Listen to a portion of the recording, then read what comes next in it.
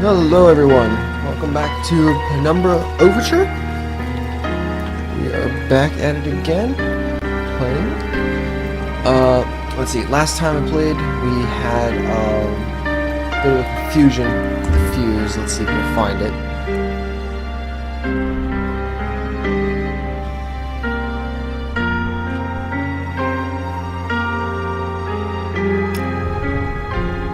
Alrighty.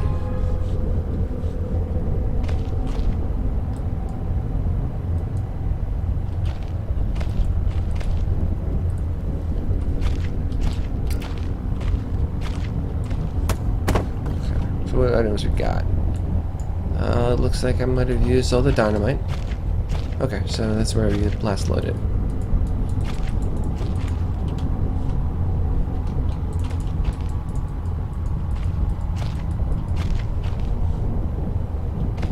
Just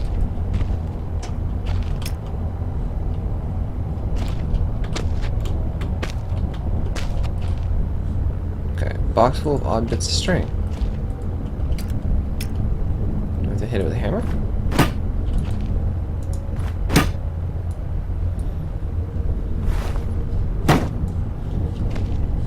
No. Spare wheel. Old artifact. Artifact.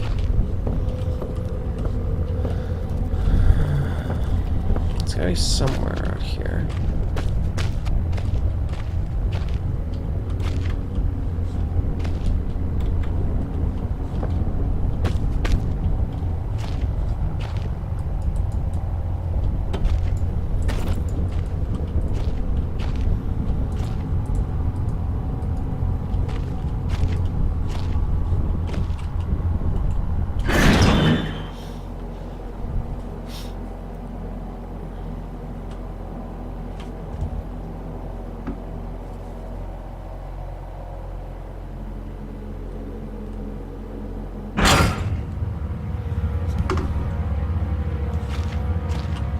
Here's where we are again. Nothing behind there.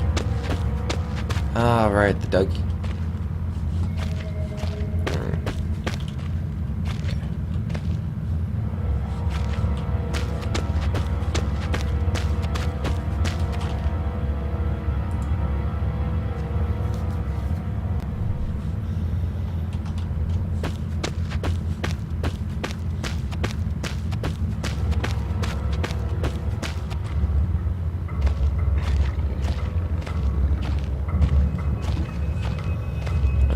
We're back to the TNT.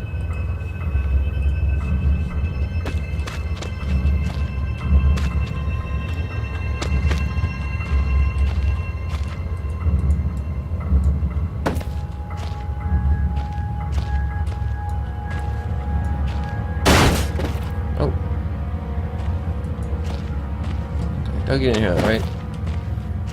No, I think we're good. Alright, seriously. Where can I find a fuse? There.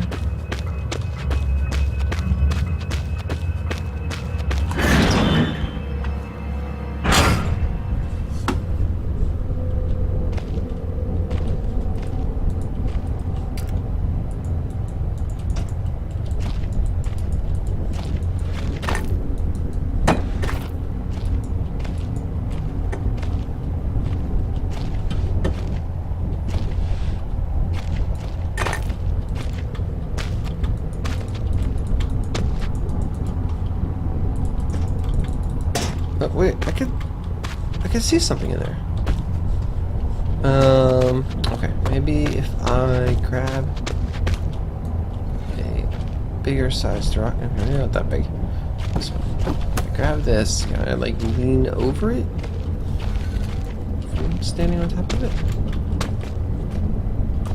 Okay, yeah, there's string in there.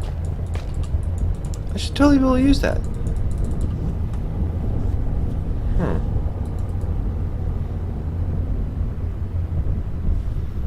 Okay. And there's nothing up top.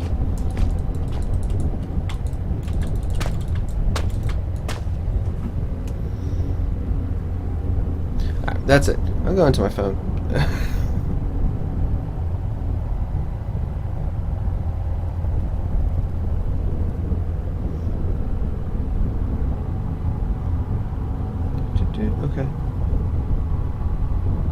Straight.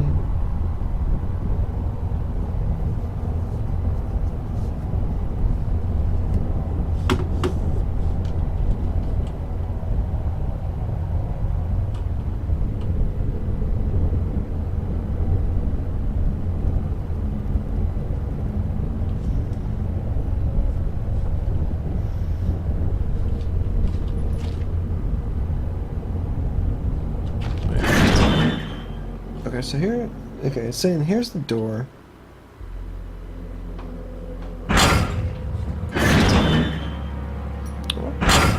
Special guest, my Dougie. Little chip. How you doing, buddy? Okay, so pickaxe. Yeah, it's here, right here. It's saying here, but I cannot get it. Oh, don't tell me what to replay this.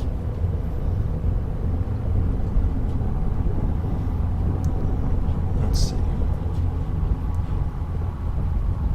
I hate using walkthroughs, but I'm pretty sure that's what I need.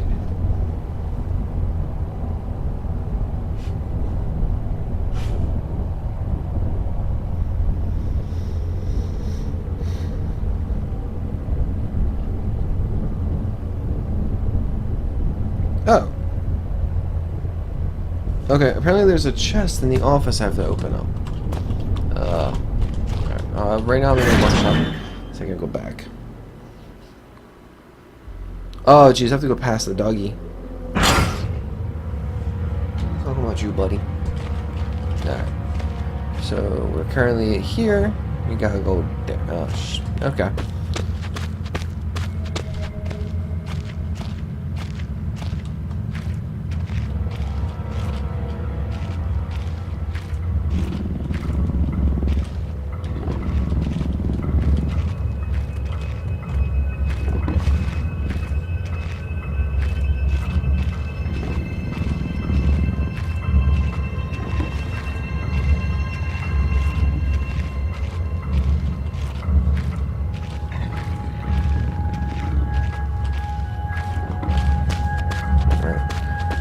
We're past the pupper. Going to the office. Yep, perfect. Apparently I had missed a chest in here I gotta grab. Oh, not even grab, break open. Oh, wait, what the hell?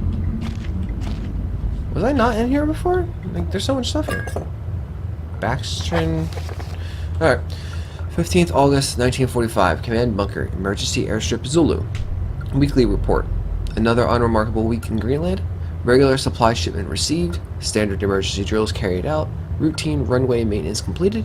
I've ordered maintenance be carried out twice weekly from here on in due to increased snowfall. And 1 wounded.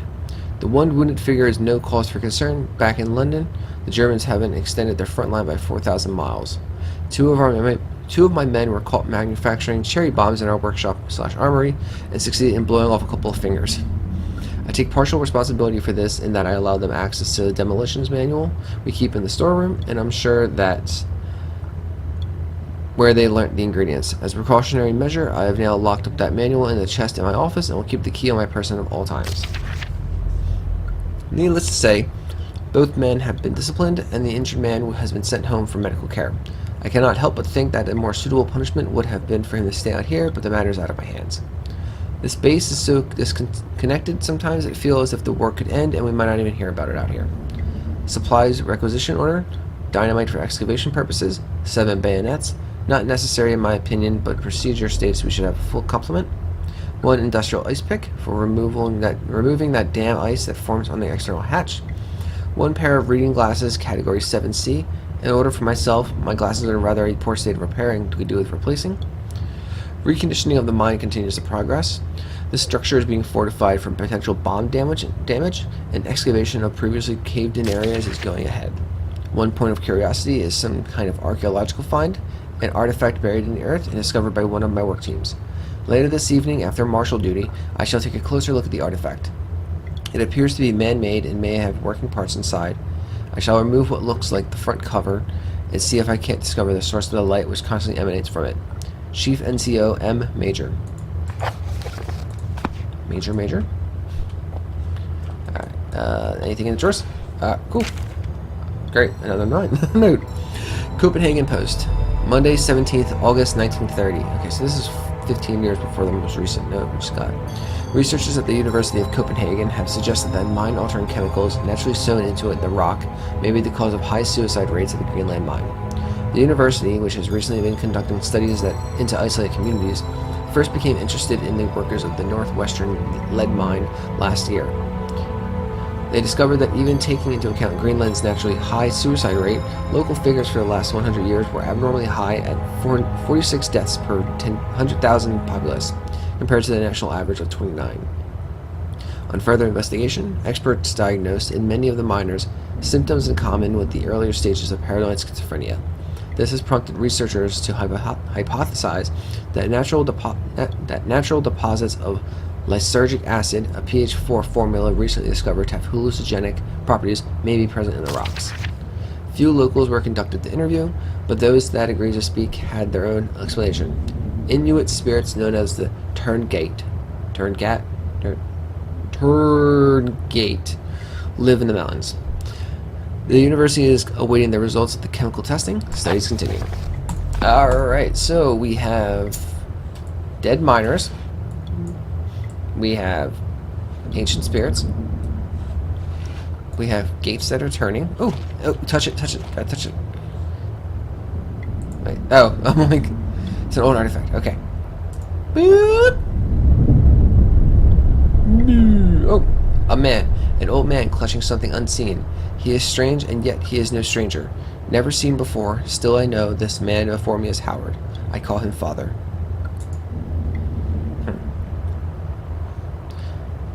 These must be tied into what's going on here. If I keep experimenting, I may discover something useful, or have a heart attack. Huh. So apparently these might let you see the past? Or these actually might be like controlling, these might be like the hallucinogenic things in the rock, and like a container that stores them. In which case my character's just tripping balls and thinks he's seeing it. Okay. Ooh, flare. It's locked. I need a key. Oh, right. Key. Boop. There we go. Ah, this has instructions on how to manufacture a basic fuse. I think I saw a box of string back in that workshop. Yep. I know we didn't just stare at it for quite some time.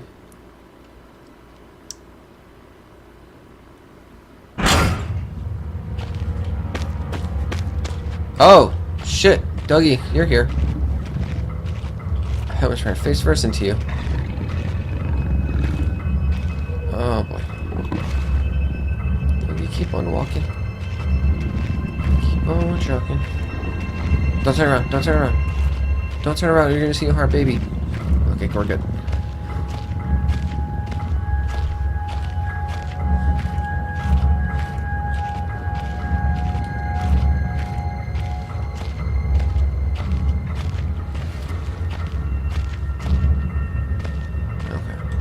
So I guess the doggy left this area, which is good. Let's see if he comes back after I'm done with this. But we know how to make a fuse. That's important. Brilliant. One step closer to setting off those explosives without losing any vital body parts. Cool. So now we gotta go to the gunpowder.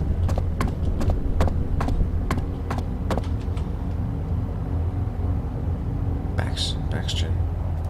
What the hell is that for? Alright. Yes.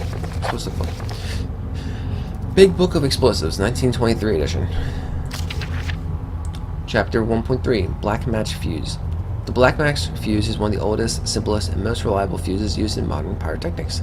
It is easy to create, essentially consisting of just string and gunpowder, but be warned, the chemicals concerned will stain clothing, and as always, due concern is advised. Materials required, string, preferably cotton. We have that. Black gunpowder and backstring. Oh, well, that explains what the backstring is for. The string should be coated with a thin layer of backstring, which acts as an adhesive. The string is then carefully rolled into the gunpowder and left to dry at least a couple minutes before use. Alright. And dynamite. We actually already have the TNT. I don't think we need to read about. Oh, well.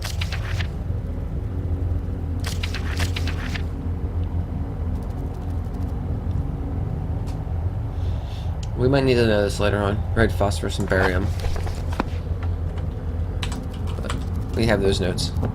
We'll be fine. Okay, glad to see you're still glitched out a bit. Wait, did you? Oh, still can't pick that up. Oh, hope I don't need it. Alright, so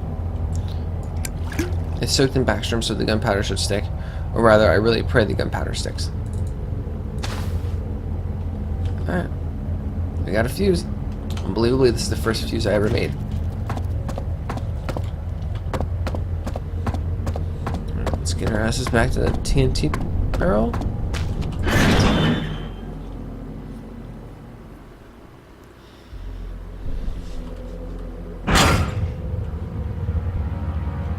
Alrighty.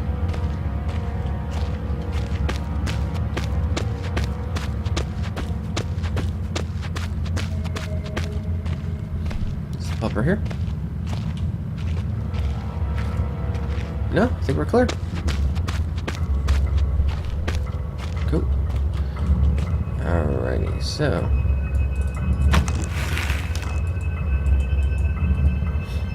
I got the fuse sorted. One spark and the thing should go up a tree. I just hope it doesn't take me with it. Alright, well.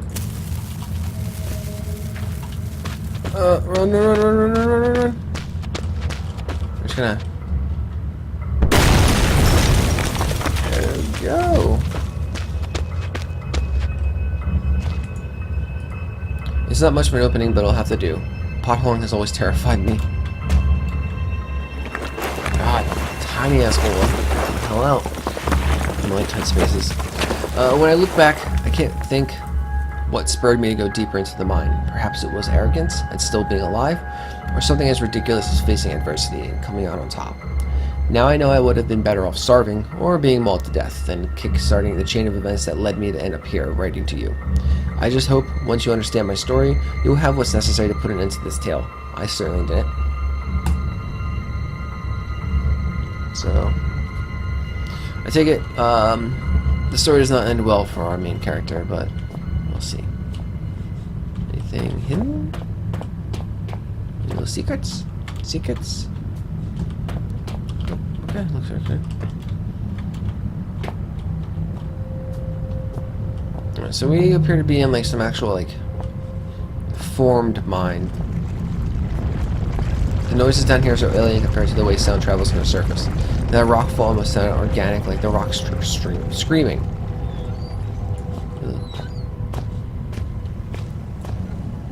Okay, we have a tank. Oh, okay. Gonna go through this door, see what we find.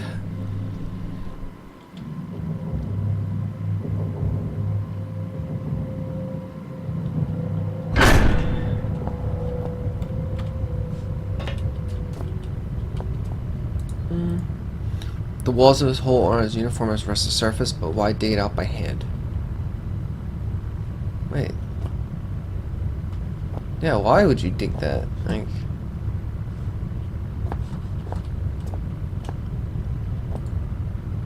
some kind of protective screen, maybe. I wonder what it protected them from.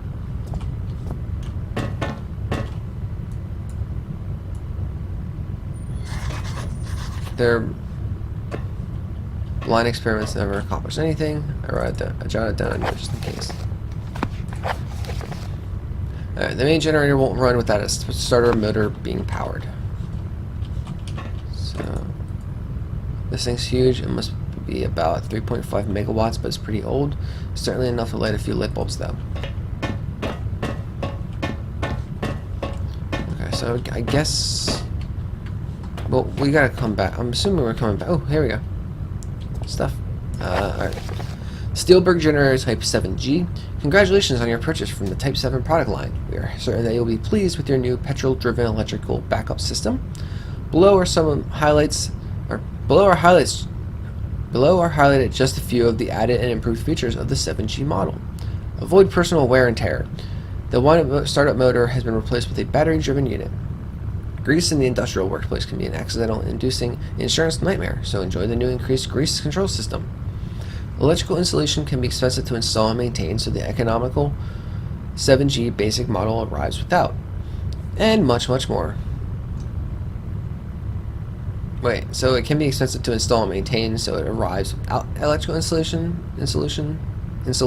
Oh, so it would be more expensive. Okay. All right. Quick start guide. Ensure the area surrounding the 7G is clear of equipment and personnel in case of overheating. Connect and confirm secondary flow by turning appropriate valve. Turn on cooling system to avoid overheating. Release excess steam until pressure is within safe limits. Begin grease flow, ensuring leakage is minimal. Turn the main valve and confirm primary flow. Pull main operation level and check energy output. Your unit should now be fully functional. Okay, so step 1, yeah, there's no one down here except for us. Step 2, appropriate valve.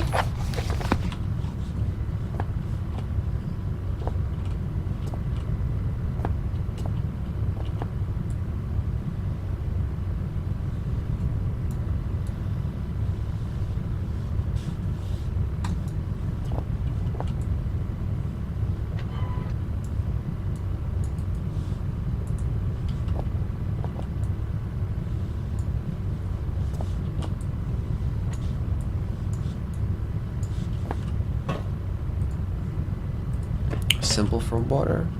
Could be hydraulics at any rate. Some kind of fluid control. I'm definitely at a loss on this one. Well, obviously we're going to be summoning snakes. Those are the vertical snakes, and these are the horizontal snakes. We want 2 snakes or 1 snake. There's a battery symbol on the side, but it's welded tight shut. If they had any machine for opening these, it's not here anymore.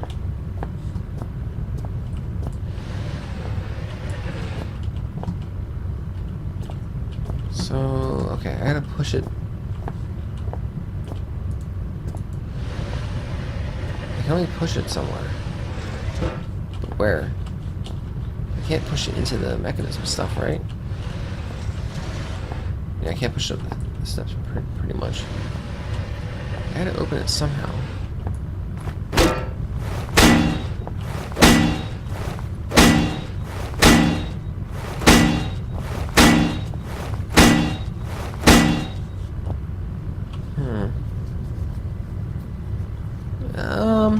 I'll probably have to come back. It might be like a crowbar or something like that I can get.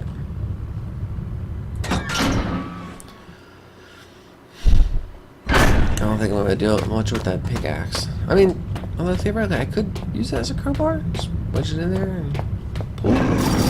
Hi, hello. Can I help you?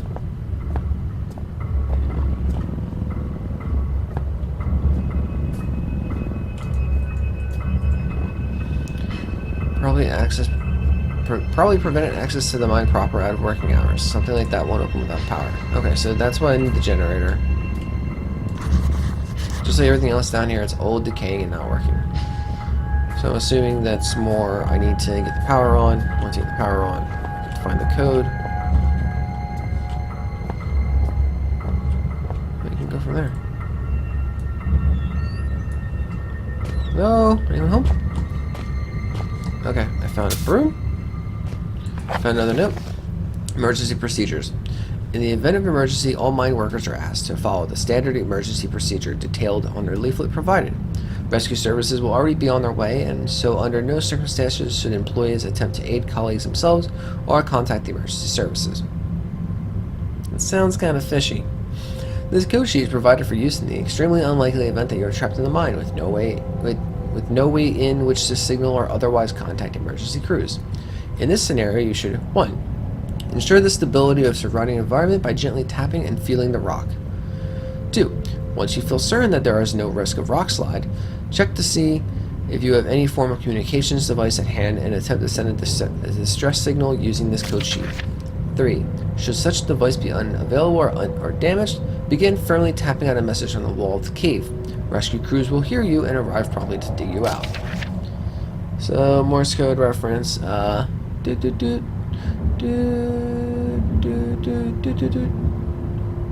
so that, I'm assuming that'd be SOS. It's pretty standard, well known.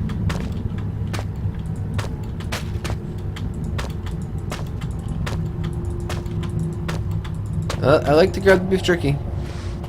Oh, good thing I did that.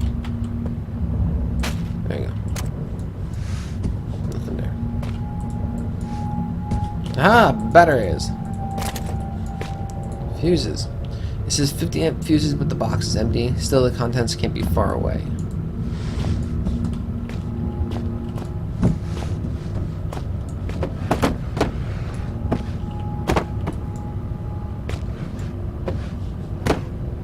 Okay. Guess they can't break. Ah, there's a fuse. How to reach it. The power of boxes. Hi.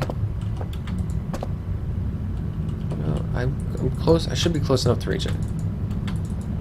Come on. There you go. Fuse.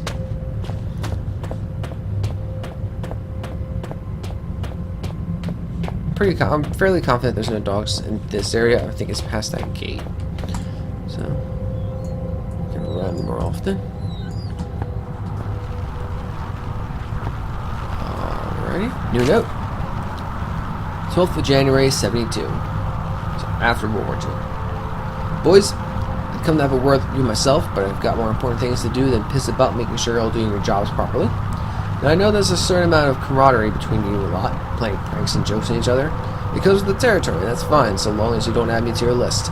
God knows you need something to keep you entertained down here. However, you all know full well that Penrose has some deep-seated issues with his height, so anyone who thought it'd be a good idea to sabotage his generator, then hide all the spare fuses on a top shelf in the storeroom, would clearly need his head examined. You got me? In other news, Jones, I want that inventory done yesterday. And the rest of you, it's not all fun and games, you hear? On a serious note, another radio's gone missing. You'd better hope with God that means one of you lost it, because stealing ain't a pretty word in my book. It's the third one this month, which means the amnesty on coming clean is fast coming to a close. Then there'll be repercussions, you got it? What's strange is, you're all supposed to be working in pairs, so nobody should be able to get their hands on a radio without the other spotting it. When I find out who's responsible, I'm going to find out how they got away with it so long, then I'm going to fling them out in the snow and leave them there. They'll just disappear into the night, just like all those radios. Harvard. The lead mine foreman. Alright, so comms equipment can't be within signal range. Oh! Comm radio.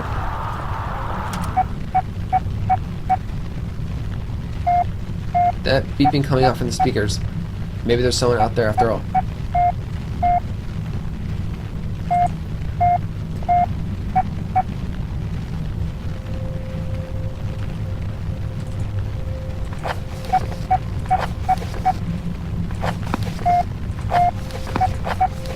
So let's pull that.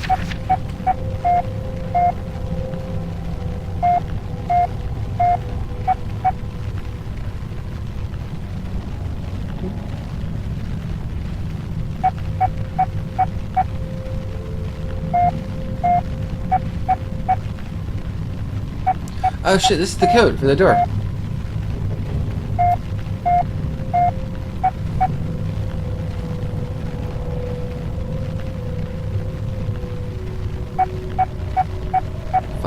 Five.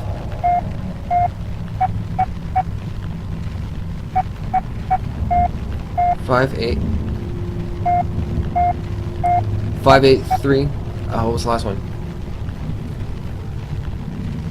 5, 8. 5. Oh no, 5. 5, 7, 3. 5, 7, 3, 8? 5, 7, 3, 8. Okay. I'm gonna put this down for a second.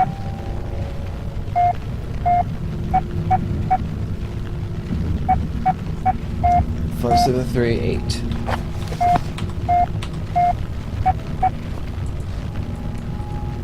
The spare radio parts don't look spare at all. They almost look like they've been put here recently.